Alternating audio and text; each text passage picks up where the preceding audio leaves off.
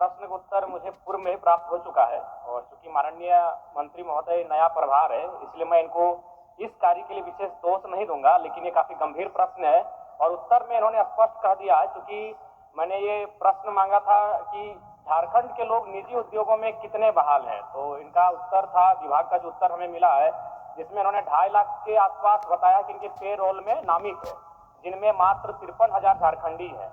और उसके बाद अध्यक्ष महोदय, सरकार का उत्तर है कि माननीय उच्च न्यायालय ने इस पर रोक लगा दिया है। ठीक है, हम भी मानते हैं माननीय उच्च न्यायालय ने रोक लगाया है दिसंबर के महीने में, तो अगर दिसंबर से पूर्व, यानी आपके पास जो डेटा है, जाहिर सी बात तो दिसंबर से पूर्व है, और अगर दिसंबर से पूर्व का डेटा है अध्यक्ष महोदय, तो इसका मतलब ये स्पष्ट है कि सरकार की लाख प्रयास के बावजूद भी इस नियम का अनुपालन नहीं किया गया है। निजी क्षेत्रों में 75% के आरक्षण को बिल्कुल अनदेखा किया गया है।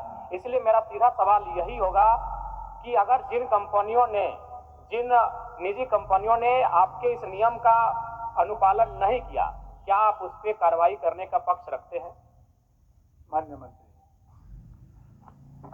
अध्यक्ष महोदय, चूंकि उच्च न्यायालय ने इस पे रोक लगा दिया गया है और जो माननीय विधायक जयराम माथुर जी का सवाल है, सवाल वाकई में लाजमी है महोदय कि इन्होंने पूर्व की बात किया है, तो महोदय हम जांच करा लेते हैं।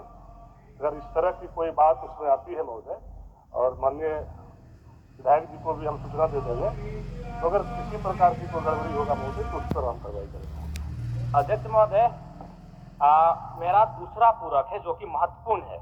माननीय उच्च न्यायालय में चल रहे इस मामले में सरकार की तैयारी क्या है?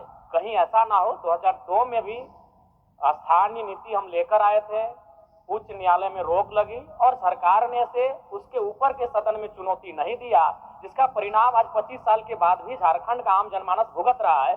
तो मान के चलिए अगर नकारात्मक निर्णय आता है, उच्च न्यायालय की बात हो रही है इस नियोजन नीति में, अगर मान के चलिए हमारा नकारात्मक उत्तर आता है उच्च न्यायालय के द्वारा, तो उस समय सरकार की तैयारी क्या है और सरकार की कार्य योजना क्या है? सरकार किस प्रकार इस गंभीर विषय से निपटेगी? मैं ये सरकार के माननीय मंत्री से जानना चाहता हूँ। माननीय मंत्री। अध्यक्ष महोदय, जब तक न्यायालय से कोई आदेश नहीं आता है महोदय, तब तक हम उस पर कोई निर्णय नहीं ले सकते महोदय।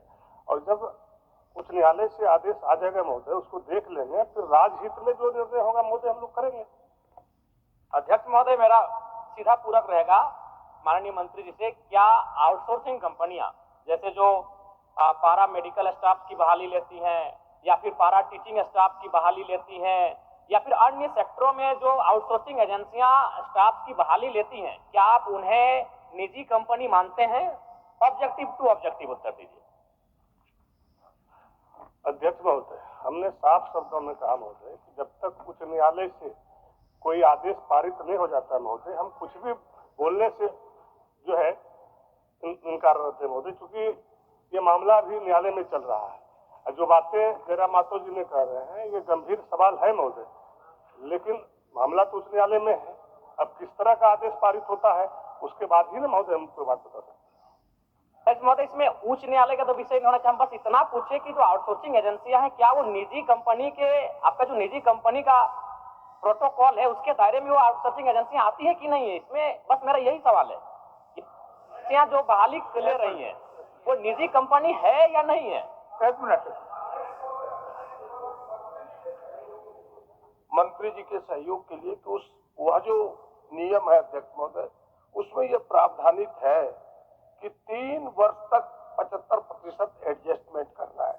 यह कानून मात्र 1 साल तक चला, 3 वर्षों तक चलता तो शायद एडजस्टमेंट हो जाता 75%, जो माननीय सदस्य कह रहे हैं। और दूसरा, उस कानून में यह भी प्रावधान है अध्यक्ष महोदय कि कोई लोक उपक्रम, सरकारी लोक उपक्रम को अगर आउट सोर्सिंग एजेंसी भी काम करेगी तो वहां भी ये नियम लागू होगा, जो माननीय सदस्य जानना चाह रहे, केवल मंत्री जी सही। एक मिनट मंत्री जी, मंत्री अब एक मिनट मंत्री रखिए, एक के साथ जवाब दे दीजिएगा। बहुत ही महत्वपूर्ण प्रश्न है पूरे झारखंड के स्थानीय झारखंडी मूलवासी का अध्यक्ष महोदय। माननीय सदस्य जयराम भाई का यही है चिंता कि जो अभी एजेंसी मैन पावर जो रिक्रूट कर रही है सरकार के अधीन, क्या वो एजेंसी को आप निजी कंपनी मानते हैं, हाँ या ना? दूसरा, अगर आप मानते हैं तो उस पर ये 75% यहाँ के मूलवासी, यहाँ के आदिवासी, यहाँ के झारखंडी लोगों को 75% आरक्षण दे रहे हैं कि नहीं दे रहे हैं? नहीं दे रहे हैं तो देंगे कि नहीं देंगे? और तीसरा कि जो आपने ढोल बजाया कि 75% यहाँ के निजी क्षेत्रों में काम करने वाले को, झारखंडियों को नौकरी मिलेगा, हाईकोर्ट में आपने ऐसा पॉलिसी बनाया कि टर्न डाउन हो गया। तो आप ऐसा क्या पॉलिसी बनाएंगे जहां पर झारखंड के नौजवानों को रोजगार में प्राथमिकता 75% मिले? आप एक मिनट, माननीय मंत्री को थोड़ा सा सहयोग कर देना चाहते हैं। कारण यह है कि हम और माननीय सदस्य प्रदीप यादव जी समिति के सदस्य थे, जिस समिति ने अध्ययन के उपरांत इस निजी क्षेत्रों में 75% भागीदारी को सुनिश्चित कराया था। 2-3 विषय आए। एक विषय माननीय सदस्य नवीन जायसवाल जी का आया। हरियाणा में इन्हीं की सरकार, मनोहर लाल खट्टर जी की सरकार थी, वहां भी ऑनरेबल हाई कोर्ट ने स्ट्रक डाउन किया इसी 75% आरक्षण के मुद्दे को। दूसरी बात जो चीजें हरियाणा हाई कोर्ट ने हरियाणा के लिए लागू की, ऑनरेबल हाई कोर्ट झारखंड में लागू किया, प्रक्रियागत है, जो निर्णय आएंगे। दूसरी बात मैं स्पष्ट बड़ा कहना चाहता हूं कि कोई भी कानून रातों रात लागू नहीं हो सकता है।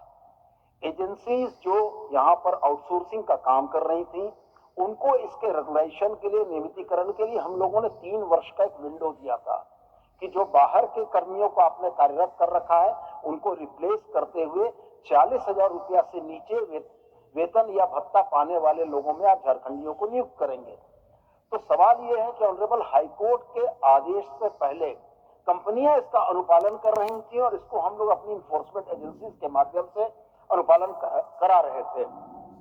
माननीय उच्च न्यायालय का न्यायाधीश जब इन बातों को भी रोकता है, तो आउटसोर्सिंग कंपनी में भी इन चीजों को लागू कर पाना संभव नहीं है, क्योंकि यह न्यायाधीश का उल्लंघन होगा। और जहां तक रह गया सवाल आउटसोर्सिंग कंपनियों के निजी होने का और नहीं होने का, तो वास्तव में वो तो निजी कंपनियां हैं ही, लेकिन ये कानून उन पर इसलिए प्रभावी नहीं है कि न्यायाधीश ने हमारे हाथ बांध रखे हैं। मान्यवर। माननीय मंत्री जी, माननीय सदस्य, प्रश्नकर्ता का एक ही सवाल है आपसे। प्रश्नकर्ता चाह रहे हैं जो निजी कंपनी अपना अहर्ता को, निजी कंपनी होने का जो अहर्ता है उसको रखता है या नहीं, यही ना जयराम जी? ठीक, बोलिए। अध्यक्ष महोदय, आउटसोर्सिंग एजेंसी निजी कंपनी मानती है महोदय, और जो बातें 75% का है महोदय, साफ शब्दों में माननीय सदस्य सोनू जी ने, प्रदीप जी ने, नवीन जी ने क्लियर कर दिया महोदय। और इस चीजों को जैसे भी हाई कोर्ट का आदेश आता महोदय, क्या आदेश आता है उसके बावजूद हम निर्णय लेंगे महोदय। ठीक, हम आप उस पर बैठ ही जाएंगे, हम सवाल नहीं करेंगे। कुछ भी साफ साफ नहीं है अध्यक्ष महोदय। माननीय मंत्री, 2 मंत्री खड़े होकर हमें संतुष्ट नहीं कर पा रहे। हाईकोर्ट ने ठीक है दिसंबर महीने में रोक लगाया है, हम मान रहे हैं दिसंबर महीने में हाईकोर्ट ने रोक लगाया है, लेकिन आप जो डेटा दे रहे हो 2022 से लेकर 2024 तक का दे रहे हैं, और उस डेटा के अनुसार आप मान रहे हैं अध्यक्ष महोदय, उस डेटा के अनुसार ये मान रहे हैं कि 53,000 झारखंडी वर्कर है, 2 लाख गैर झारखंडी हैं। तो कैसे हम अपने आप को संतुष्ट कर पाएंगे? ना हम संतुष्ट हो पा रहे हैं, ना आज इस सत्र को घरों में बैठकर जो झारखंडी देख रहे हैं वो युवा संतुष्ट हो पाएंगे। आप खुद मान रहे हैं, आप कह रहे हैं कि आपके पेरोल में 2,40,000 वर्कर नामित हैं, जिसमें मात्र 53,000 झारखंडी है, तो हम कैसे संतुष्ट हो पाएंगे? अगर उसको परसेंटेज में तब्दील करते हैं तो 21% होता है, तो आप किस मुंह से 75% आरक्षण की बात करें? मैं मंत्री महोदय आपको दोष नहीं दे रहा, क्योंकि आप नए आए हैं, लेकिन इससे पूर्व जो कार्यकाल जिन्होंने संभाला है उनसे भूल हुआ है, स्वीकारिए। दूसरी बात, जो हम बैठ रहे हैं, हम कुछ भी बात नहीं करने जा रहे, राज्य की जनता सुन रही है। मंत्री महोदय, ये प्रश्न 2 बार आ चुका है।